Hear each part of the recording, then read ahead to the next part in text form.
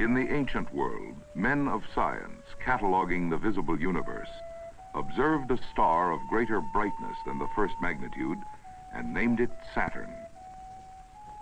Later, in the first decade of the space age, men of science again applied the name Saturn to a giant rocket vehicle, an instrument of far greater magnitude than its predecessors, created for the peaceful invasion of space. This Saturn promises to enrich the experience and knowledge of man far beyond existing limits. The discovery of Saturn the planet and the birth of Saturn the space transport are separated by a span of 3,000 years. Yet only a little more than 3 years elapsed between the decision to produce the Saturn rocket and its preparation here for flight. This accomplishment, some of a series of achievements, the steps to Saturn, is in itself an historic chapter in the evolution of rocketry, key to the conquest of space. The origins of rocketry are buried deep in history. Yet there is a point at which the rocket principle became a practical consideration as the means of investigating matters beyond Earth. In 1926, Dr. Robert H. Goddard, an American college professor, successfully demonstrated the fundamentals of controlled rocket flight. His theories, still valid, shaped first outlines of a now dynamic and vital area of science, rocket technology. Dr. Goddard, the practical visionary, thus took the first steps to Saturn. Yet in the wake of World War II, United States developmental efforts were largely directed at producing military rockets. In 1953, the United States fired its first crew ballistic missile, the Redstone. Redstone contributed heavily to the technical capability of the infant American rocket industry.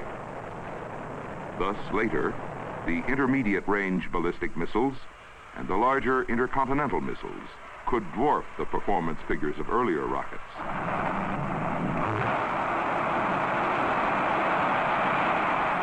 Dr. Goddard measured his successes in linear feet.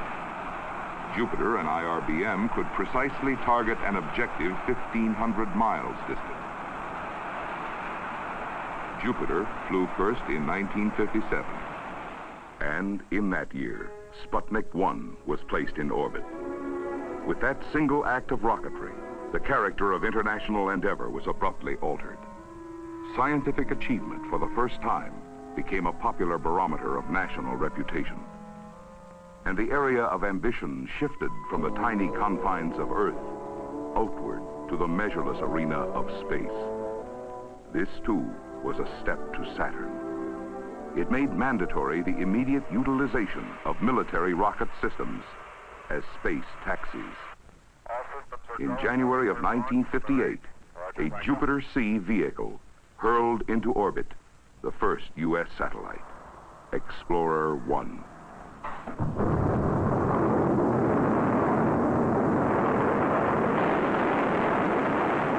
An impressive achievement score was rung up by many subsequent space probes. But these steps to Saturn, taken together, paid a far more important dividend. They advanced the whole new technology of space rocketry. They enlisted and trained a Space Corps cadre, technicians, engineers, planners, researchers, theoreticians. All were permitted to learn, sometimes through bitter failure. But the technical establishment grew, matured. And so the Saturn project, able to build on proven experience and capability, became a practical enterprise. In August of 1958, the Advanced Research Projects Agency gave the go-ahead on Saturn development to the Army Ballistic Missile Agency. Saturn was later transferred to the National Aeronautics and Space Administration upon creation of the Space Agency. Development as a priority NASA project continues at the George C. Marshall Space Flight Center, Huntsville, Alabama.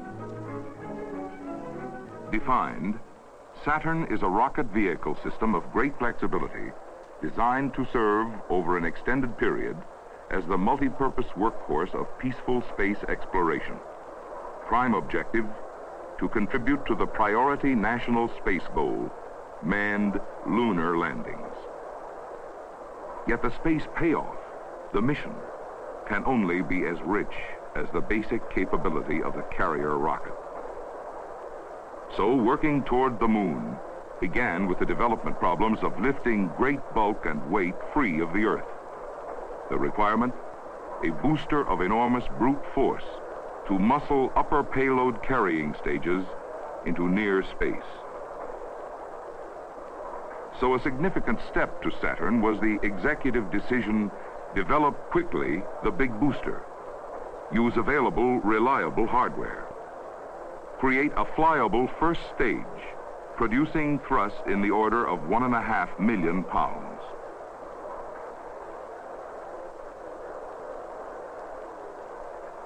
This power output was almost 4 times the power of any rocket propulsion system in this country. Indicated was a task involving clustering proven engines, tankage, feed systems, and associated hardware, all combined in totally unprecedented multiples. First, the basic engine. Chosen was an improved and uprated unit of high reliability, seasoned in the IRBM and ICBM programs.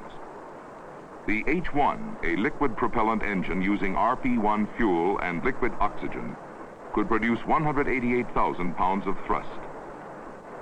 Multiplied by 8, it would, when successfully clustered, give U.S. space ambitions the big lift. Engine development was rapid. First full power firing at the Santa Susana test site in California took place only 3 months after the go-ahead date. And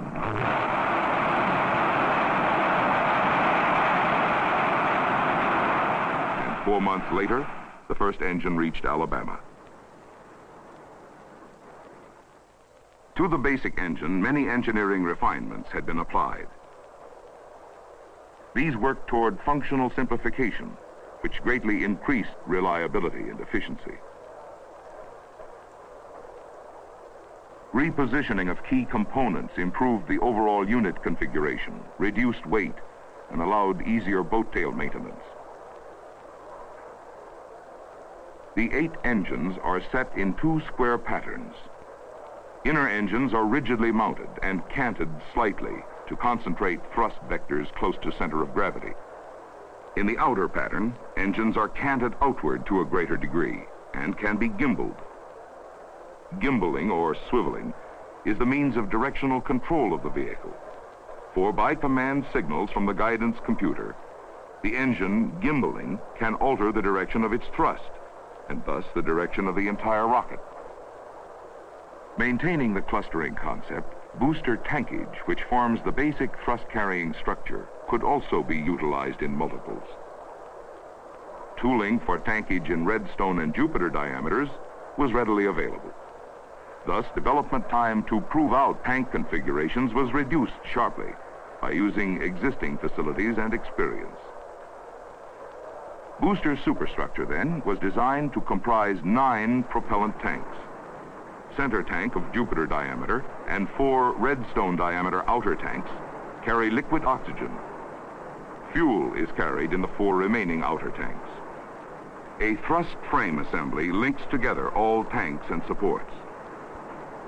The booster tanks carry a total of 750,000 pounds of propellant, which through a manifolding system can be gulped dry by the engines in less than 2 minutes. The manifolds delivering the propellant have an interchange capability so that any tank can feed any engine, and propellant levels in all tanks are maintained equal during depletion. At the top end of the booster, 48 fiberglass spheres store the gaseous nitrogen used to pressurize fuel tanks. This, during operation, helps to maintain uniform propellant flow. Liquid oxygen tanks are pressurized by gaseous oxygen tapped from engine heat exchangers. Fabrication of the booster goes forward. But before this, every component, every piece of hardware of any size or function must prove itself by actual operational test. testing qualifies the component's performance.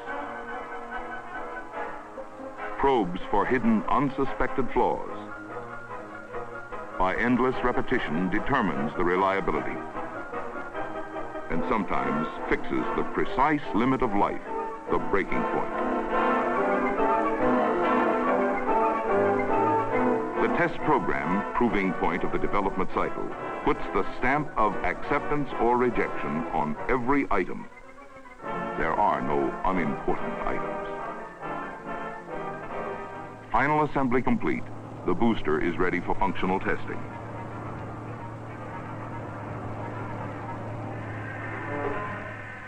Captive within the test tower, the engines will be fired as a cluster unit for the first time. Now the specters of rocket propulsion, the intangible, the unpredictable, combustion instability, structural weaknesses, excessive vibration, sonic stress, all rise to haunt the test engineer. At ignition, everything is committed.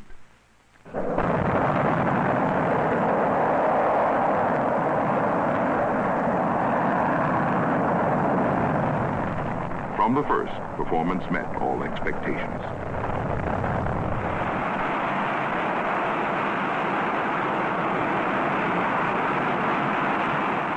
On April 29, 1960, all 8 engines firing as a unit according to plan for the first time produced more than 1 million pounds of thrust.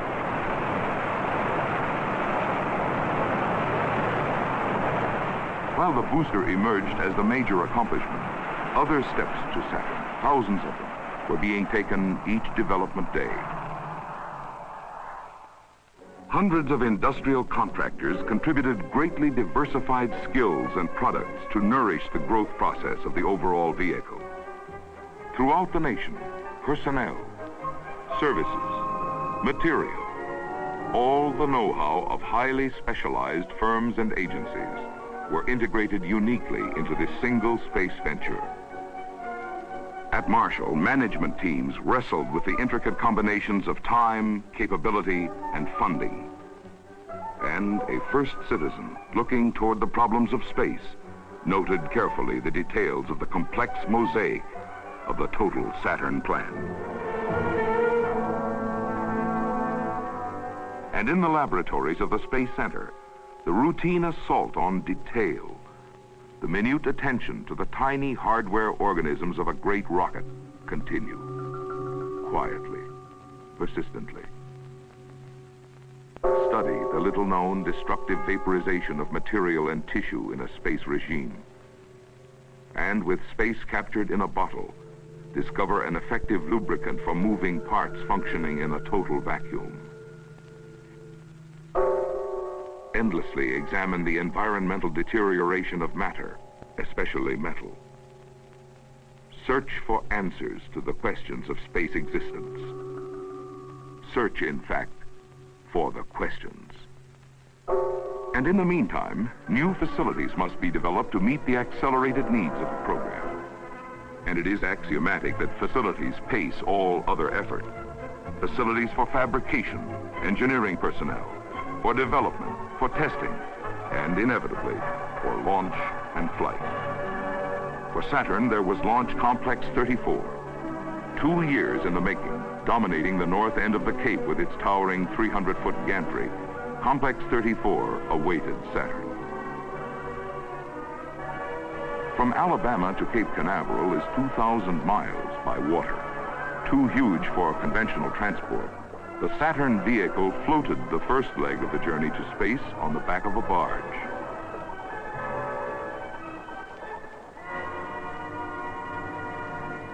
In a summer dawn, Saturn appears off the Florida coast.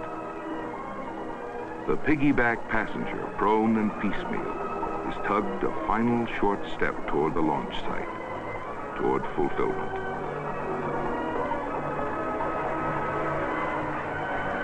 The inland river routes to Canaveral are lined with throngs, the young, the curious, all those who sense in the arrival of the recumbent giant the meaningful appointment with history.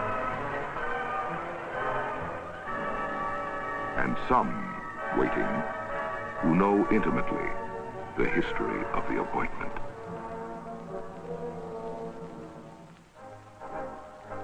Assembly into flight position begins. First, the booster, now vertical, in flight position on the launch pedestal. For the first research and development flights of Saturn, the two upper stages are not powered. The second stage here is merely a water-filled passenger, an aerodynamic component. In later versions, this Saturn stage will be powered by high-energy liquid hydrogen, liquid oxygen engines.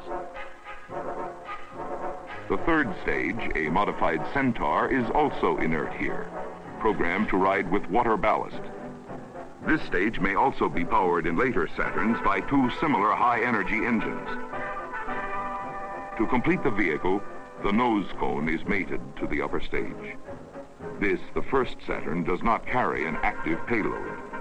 But later, when the giant has matured, the installation of the nose cone, filled with instruments and detection and recording devices, or communication systems, will be of overriding importance. And in time, the descendants of Saturn will be topped by a spacecraft bearing humans en route to the moon. Saturn is ready for flight.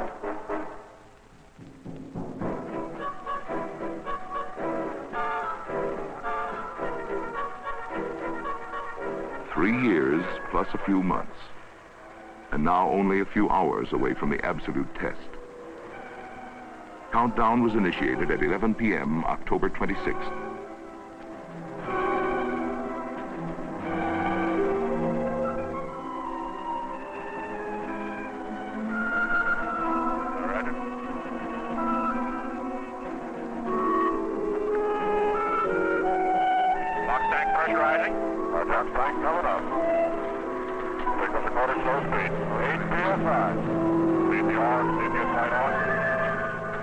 After daylight, the gantry moved back on schedule.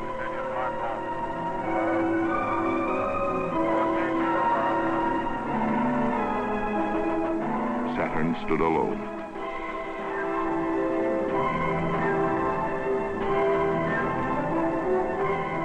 Shortly after 9 a.m., a short hold occurred to wait out a weather condition.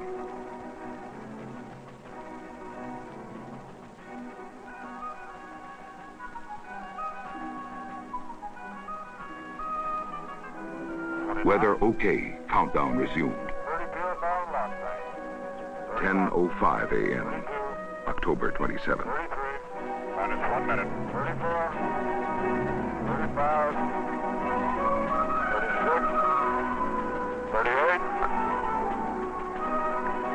50, 40 psi on lock tanks. 41, 42 is fast. 42 and a half, 43, 8 kc operator.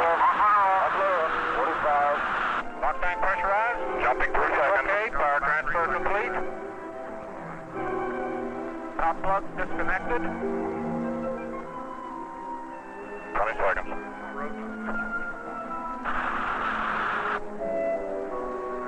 15.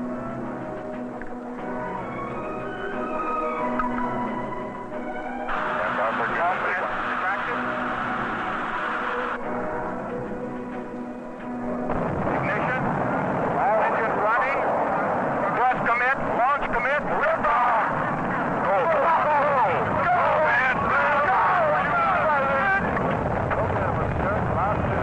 Starting forward to right on. 16 stories tall, weighing nearly 500 tons, Saturn flew. All objectives were achieved, all satisfactorily.